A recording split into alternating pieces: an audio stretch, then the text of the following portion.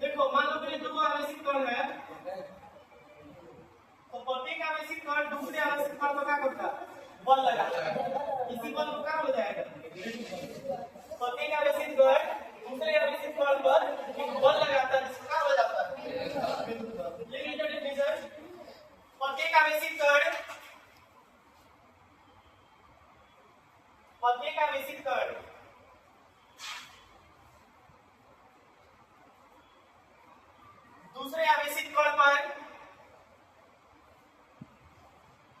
दूसरे आवेशित कण पर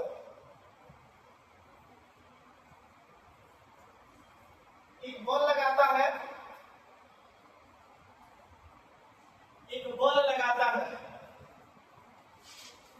जिसे विद्युत बल कहा जाता है,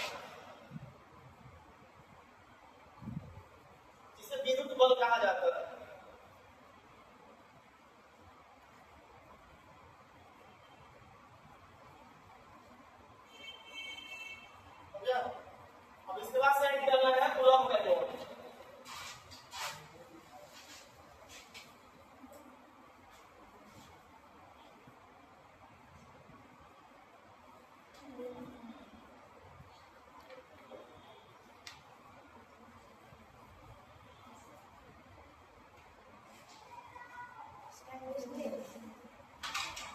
कटिंग का करना है कूलम का।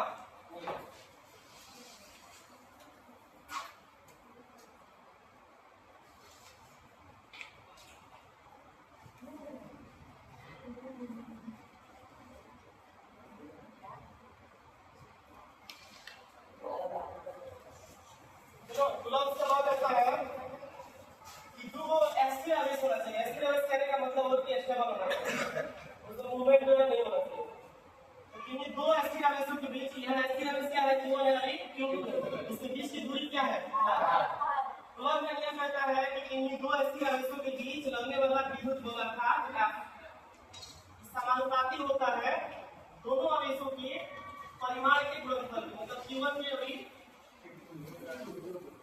एक बार बात हो जाए।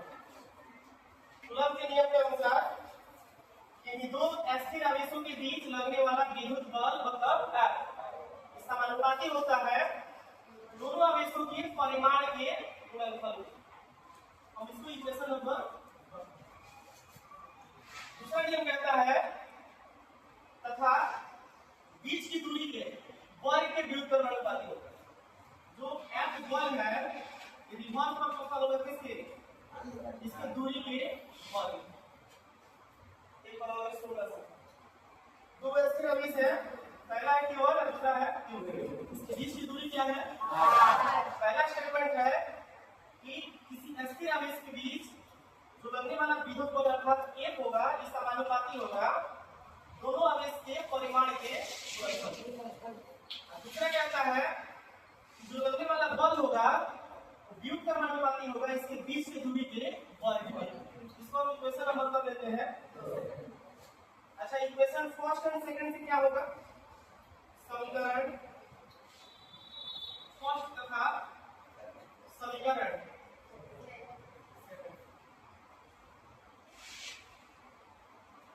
एक क्वेश्चन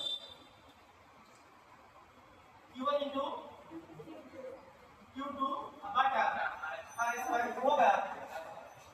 जब हम यहाँ से समानुपाती का सिंबल हटाएंगे तो ये क्या कांस्टेंट आता है, सूत्र बोलता है F equal to Q1 into Q2 by R square, जहाँ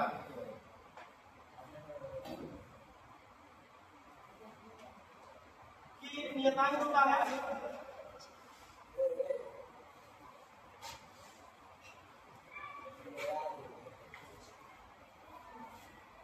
जिसे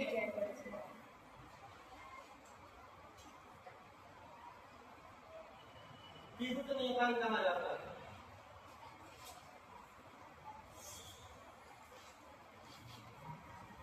समान होता है 9.11 into 10 की पावर -19 न्यूटन मीटर स्क्वायर प्रति कूलम स्क्वायर।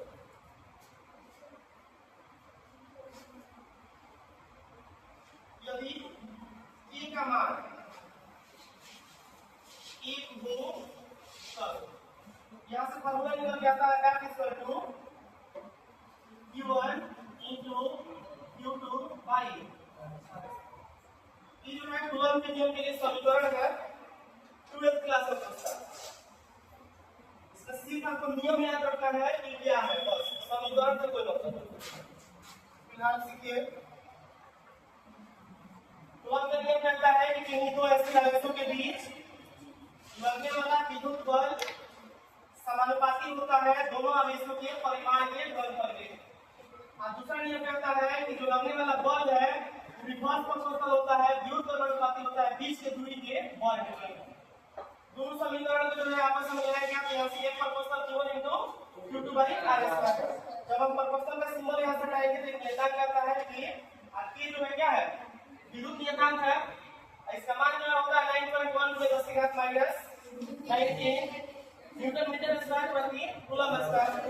यदि K का मान जो है K तो 1 हो यहां से फॉर्मूला निकल के आता है Q1 Q2 r²। हेडिंग लगा लिया देखिए।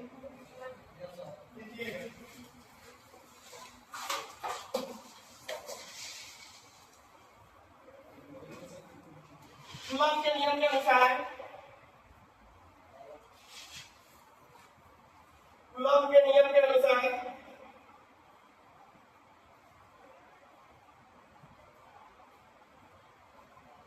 किन्हीं दो अस्थिर आवेशों के बीच किन्हीं दो अस्थिर आवेशों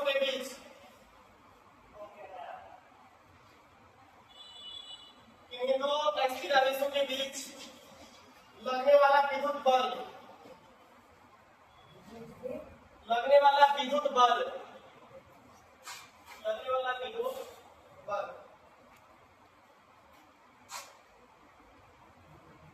दोनों आवेशों के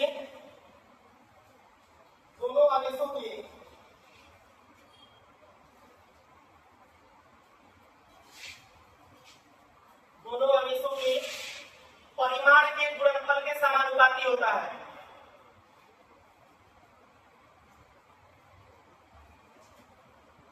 परिमाण के गुणनफल के समानुपाती होता है।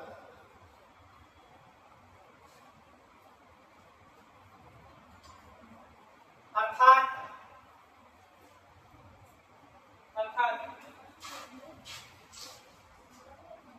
F प्रोपोर्शनल Q1 Q2 इसको लिख लो उसके नीचे इक्वेशन फर्स्ट।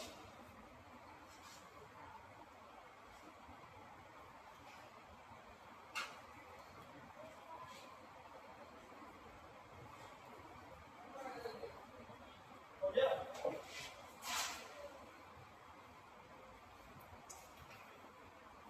पैराग्राफ से निकल के दूसरी लाइन से लिखना है तथा आवेशों के बीच की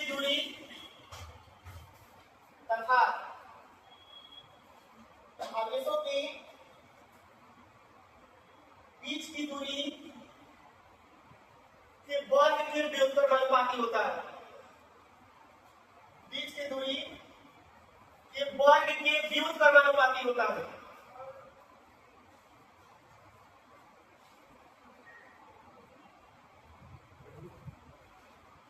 दूरी के वर्ग के व्युत्क्रमानुपाती होता है। अर्थात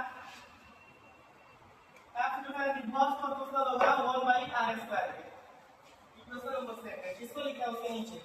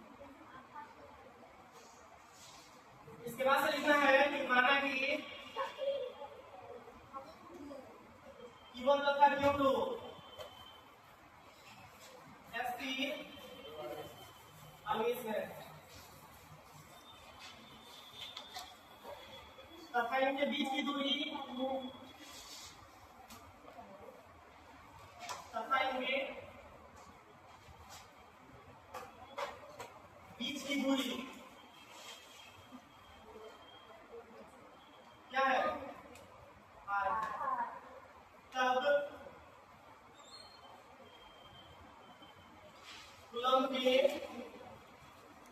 नियम से। तो स्टूडेंट के नीचे इक्वेशन को अप्लाई करना चाहिए।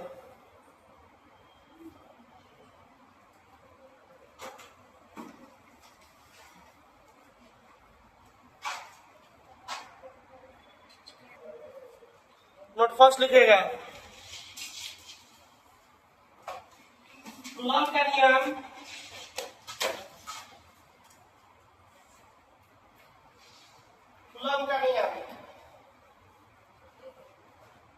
केवल विपरीत आवेशों पर ही लागू होता है। कूलॉम का नियम केवल विपरीत आवेशों पर ही लागू होता है। कूलॉम का नियम केवल विपरीत आवेशों पर ही लागू होता है।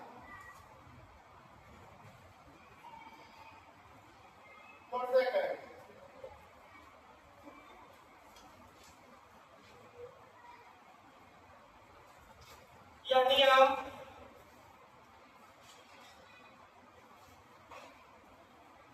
गतिशील आवेशों पर लागू नहीं होता है। यह नियम गतिशील आवेशों पर लागू नहीं होता है।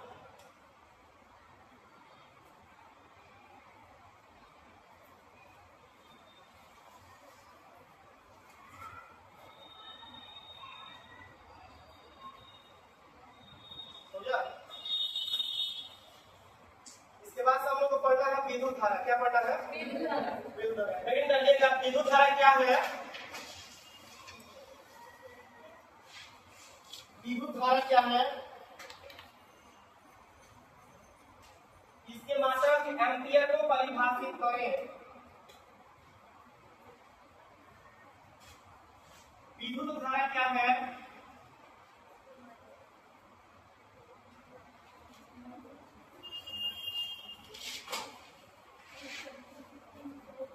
इसके मात्रक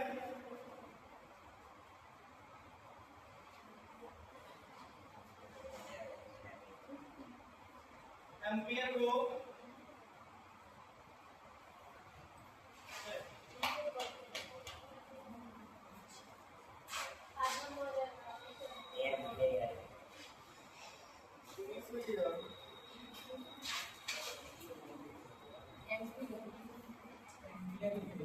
एम्पियर को परिभाषित करें।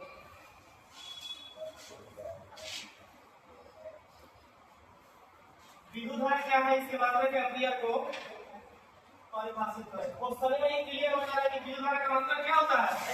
एम्पियर। इन लोगों को आइडिया रखना पड़ता है। स्पेशल विद्युत धारा का मतलब एम्पियर होता है। तो सभी में विद्युत धारा क्या है? इसके मात्रक एम्पियर को परिभाषित करें। डेफिनेशन लिखिएगा। किसी चालक पृष्ठ से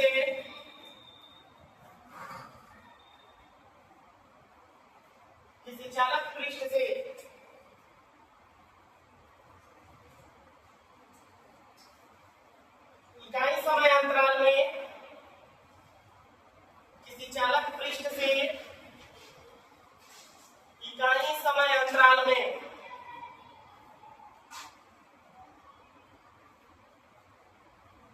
गुजरने वाले आवेश की कुल मात्रा को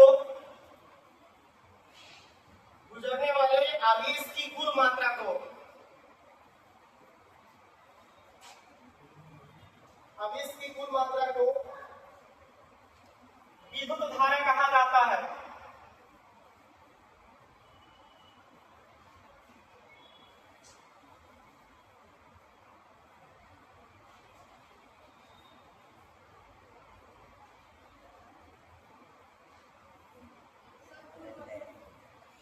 विद्युत धारा कहा जाता है। इसी में लिखिएगा, इसे कैपिटल आई से प्रदर्शित किया जाता है। विद्युत धारा किससे सूचित करते हैं? कैपिटल आई से।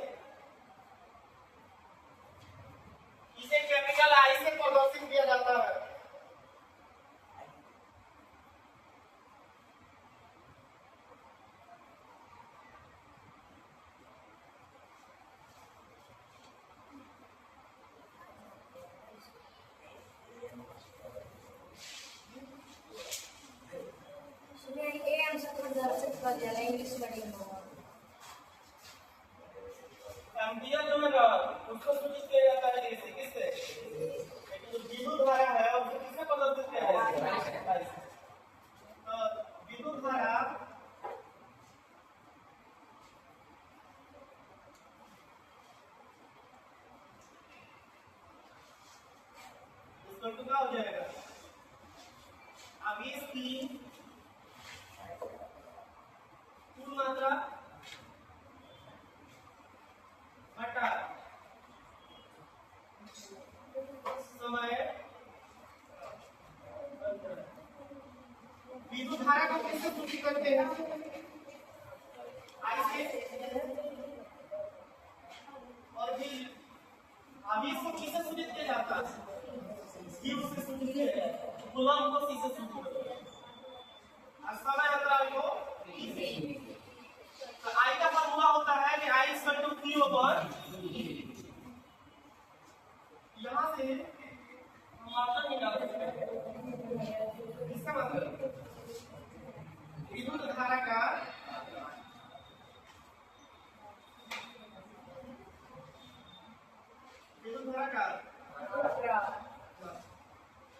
अच्छा Q जो है आवेश होता है, आवेश का मात्रक होता है कूलम होता है बटा T है, T जो है समय अंतराल, समय का मात्रक क्या होता है? इसको लिख सकते हैं कूलम को C या सेकंड को S। इसी को लिखने का तरीका क्या है? कूलम सेकंड इनवर्स बोल रहा है। इसको ऐसे लिख सकते हैं कूलम को C या सेकंड को S। इसको ऐसे लिख सकते हैं, चलो फिर इसको ऐसे लिखो कूलम प्रति सेकंड को निकल जाएगा, नीचे से ऊपर जाएगा, इसीलिए इनवर्स का लिखते हैं। इसको ऐसे लिख सकते हैं कूलम सेकंड इनवर्स लिख सकते हैं। और इसी को बोला जाता है एम्पियर। क्या बोलते हैं? एम्पियर। अच्छा ऐसे सुन लो कि जहां भी कूलम बटा का सेकंड होगा उसको क्या बोला जाएगा? कूलम प्रति सेकंड इज कॉल्ड एम्पियर। विद्युत धारा का मात्रक क्या होता है? विद्युत धारा का मात्रक एम्पियर। एम्पियर का मतलब क्या हुआ? कूलम प्रति सेकंड या कूलम बटेगा सेकंड। यहाँ से एक और फॉर्मूला आ सकता है क्या? Q = IT है, सॉरी I = Q/E। तो Q का फॉर्मूला याद करना IT। इसमें भी सवाल सुन लो, विद्युत धारा का फॉर्मूला क्या है? आवेश की कुल मात्रा बटा समय। और विद्युत धारा को किससे सूचित करेंगे? आवेश की मात्रा को समय अंतराल को। विद्युत धारा का मात्रक निकालना है। Q आवेश होता है, आवेश का मात्रक क्या होता है? और T है समय है, समय का मात्रक क्या होता है? कूलम को C से लिखते हैं, सेकंड को S से लिखते हैं, तो कूलम बटा का सेकंड या S से लिखते हैं। कूलम सेकंड इनवर्स इसी का बोलते हैं क्या बोला जाता है? इसके बाद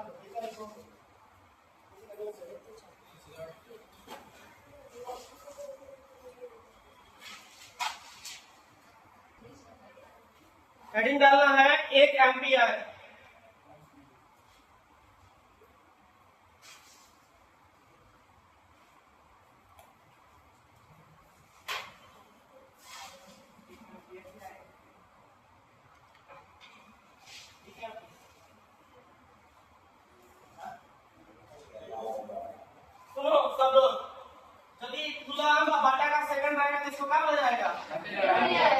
अब 1 एम्पीयर का परिभाषा बोलना है तो 1 कूलम बटा 1 सेकंड इज कॉल्ड 1 एम्पीयर। इकाई समय अंतराल में यदि किसी चालक पृष्ठ से गुजरने वाले आवेश की मात्रा c हो तो उससे प्रवाहित होने वाली धारा 1 एम्पीयर कहलाती है। लिखिएगा इकाई समय अंतराल में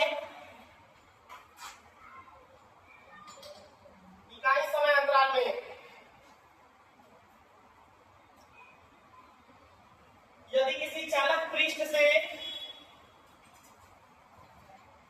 इकाई समय अंतराल में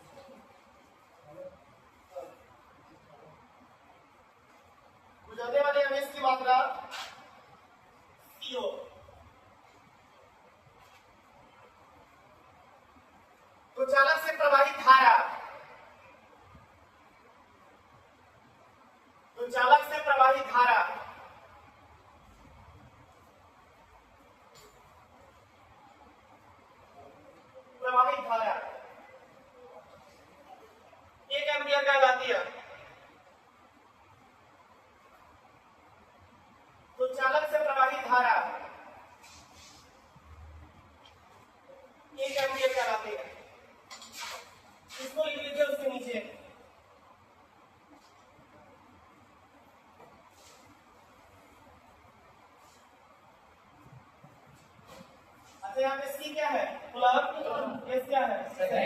ए क्या है?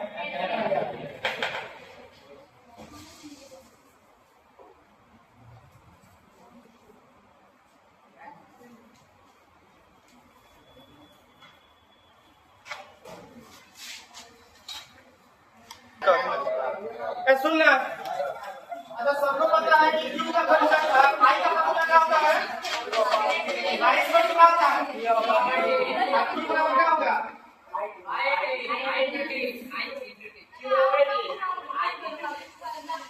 पढ़ लो सर।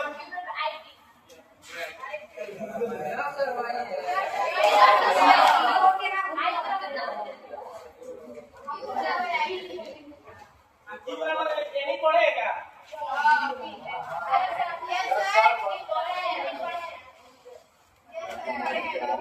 क्यू बराबर प्लस माइनस नहीं पढ़े थे? क्यू के यहाँ पर आपको यही लिख के लगा दिखा है। टी है टी लगा दीजिए।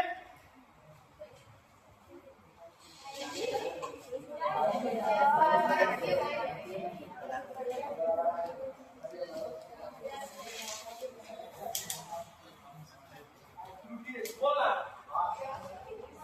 क्यू है तो क्यू है, जो क्यू का फॉर्मूला होता है नहीं, तो क्यू को क्या रखते हैं? टी का टी है क्या दिखो, इसको हमको 1 सेकंड रखना है। अच्छा n मतलब स्थानांतरित इलेक्ट्रॉन की संख्या, स्थानांतरित इलेक्ट्रॉन की संख्या होता है 6.2 × 10 की पावर 18 इलेक्ट्रॉन होता है। एक इलेक्ट्रॉन का वेग होता है 1.6 × 10⁻⁻19 कूलम होता है का? अब क्या 1 सेकंड समझ में 1 मिनट लेना भाई। स्थानांतरित होने वाले इलेक्ट्रॉन की संख्या -18 थोड़ा होता है, तो क्या है? एक कूलम का वेग उत्पन्न करने के लिए कितना इलेक्ट्रॉन? 6.25 × 10 की घात 18 n का वैल्यू निकाल लेते हैं। n का वैल्यू 6.25 × 10 की घात 18 और e का मान होता है 1.6 × 10 की घात -19 तो बटा का 1 सेकंड। अच्छा 6.25 में गुणा करिएगा 1.6 से तो ये लगभग 10 आएगा, कितना आएगा? तो 10 गुणे, अच्छा भाई देखो 10 गुणे 10 की घात 18 और 10 की घात माइनस का 19 ठीक है होगा। 10 की घात माइनस का 1 होगा बटा 1 सेकंड। अच्छा 10 गुणे 10 की घात -1 मतलब कितना? 1 कूलम। अरे ये कोई नहीं होगा बटा 1 सेकंड। अब 1 कूलम बटा का 1 सेकंड जब रहता है तो इसी में क्या बोलते हैं? 1 एम्पीयर। यहां से पहुंच गए एक बार और इसको जो है आई बराबर क्या होता है? Q by T. क्यू का फॉर्मूला होता है n का वैल्यू जो है 6.25 × 10 की घात 18 आई का वैल्यू कितना होता है? 1.6 × 10 की घात -6.25 में 1.6 से गुणा करेंगे कितना आएगा? 10 की घात 18 10 की घात माइनस और 10 की घात माइनस का 1 10 गुणे 10 की घात -1 मतलब कितना? 1 बटा क्या था? 1 सेकंड। तो 1 coulomb by 1 second is equal to 1 ampere. इसको फिर से लिखो, इसके नीचे आपको क्या लिखो ध्यान से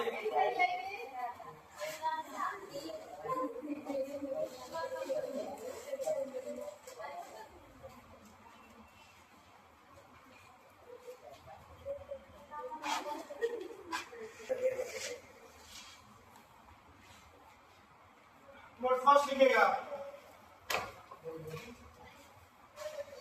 विद्युत धारा का ऐसा ही मात्र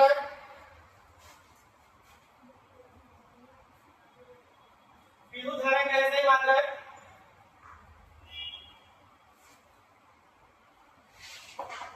पता क्या होता है? एम्पियर होता है। हो गया और सेकंड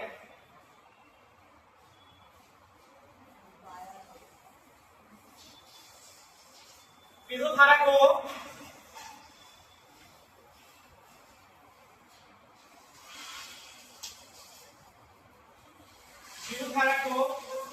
अमीटर या एमीटर दोनों से नाम होता है। वहीं अमीटर लिखता है, वहीं एमीटर लिखता है।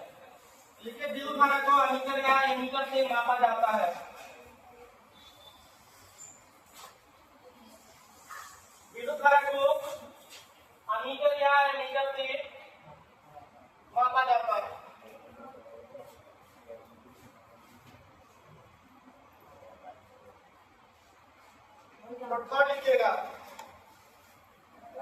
कभी कभी चालक से प्रवाहित धारा का मान बहुत कम हो जाता है। कभी कभी चालक से प्रवाहित धारा का मान कम हो जाता है। कभी कभी चालक से प्रवाहित धारा का मान कम हो जाता है। तो इस स्थिति में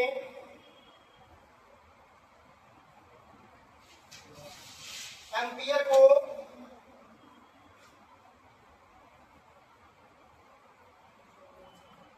मिली एम्पियर, तो इस स्थिति में एम्पियर को मिली एम्पियर या माइक्रो एम्पियर में व्यक्त किया जाता है। मिली एम्पियर या माइक्रो एम्पियर में व्यक्त किया जाता है।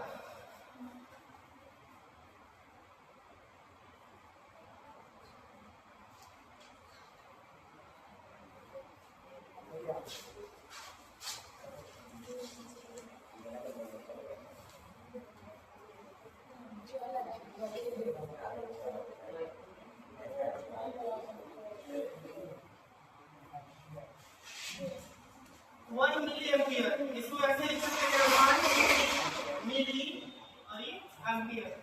1 मिली एम्पियर का वैल्यू कितना होता है? 10 के घात -3 एम्पियर। और किस में व्यक्त करते हैं? Micro ampere. लिख सकते हैं 1 माइक्रो एम्पियर, मतलब 1 माइक्रो से एम्पियर।